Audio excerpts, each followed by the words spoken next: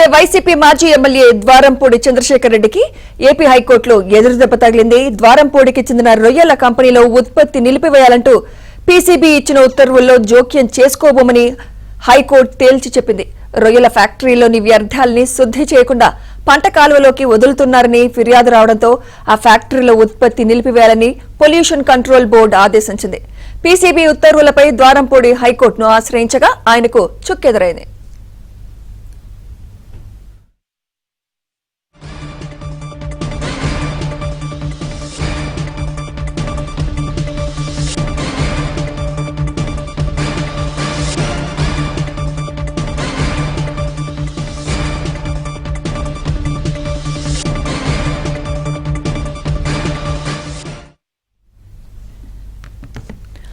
YCP మాజీ MLA Dwarampudi Chandrasekhar రెడ్డికి AP హైకోర్టులో ఎదురుదెబ్బ తగిలింది.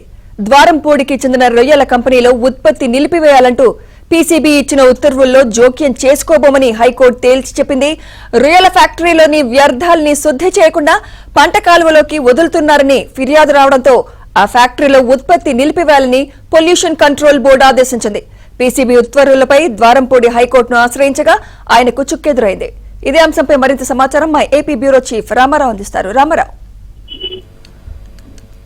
సుమిత్ర, వైసీపీ మాజీ ఎమ్మెల్యే ద్వారంపూడి చంద్రశేఖర్ రెడ్డికి సంబంధించిన వీరభద్ర ఎక్స్పోర్ట్స్ రొయ్యల కంపెనీలో ఉత్పత్తి నిలిపివేయాలని పొల్యూషన్ కంట్రోల్ బోర్డు ఇచ్చిన ఉత్తర్వుల్లో తాము జోక్యం చేసుకోబోమని హైకోర్టు స్పష్టం చేసింది. దీంతో ద్వారంపూడి చంద్రశేఖర్ రెడ్డికి హైకోర్టులో ఎదురుదెబ్బ తగిలింది. ఈ ఫ్యాక్టరీలో ఉత్పత్తి నిలిపివేయాలని పొల్యూషన్ కంట్రోల్ బోర్డు గత నెలలో ఉత్తర్వులు జారీ చేసింది. అయితే ఈ ఉత్తర్వులను సస్పెండ్ చేయాలి అని చెప్పి ద్వారంపూడి చంద్రశేఖర్ రెడ్డి హైకోర్టును ఆశ్రయించారు. దీనిపై కౌంటర్ దాఖలు చేయాలి అని చెప్పి కాలుష్య నియంత్రణ మండలికి ఆదేశాలు ఇస్తూ కేసు విచారణ జనవరి 3వ తేదీకి వాయిదా వేసింది.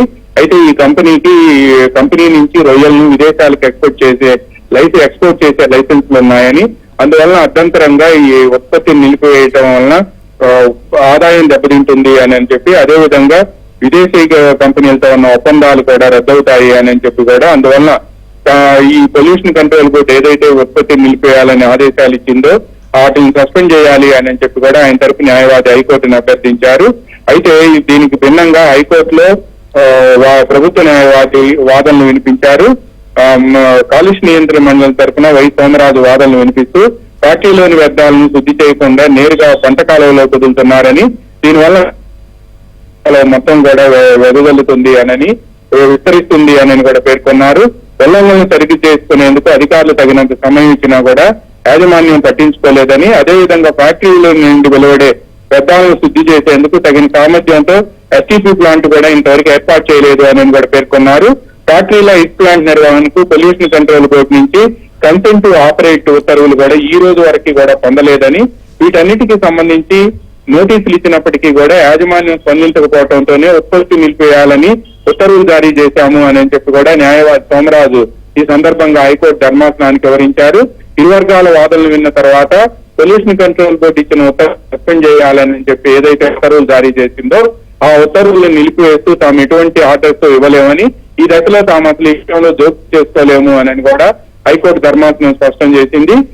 పూర్తి వివరాలతో కౌంటర్ దాఖలు చేయాలి అని చెప్పి కాలుష్య నియంత్రణ మండలిని ఆదేశించడంతో పాటు కేసు 3వ తేదీకి వాయిదా వేసింది.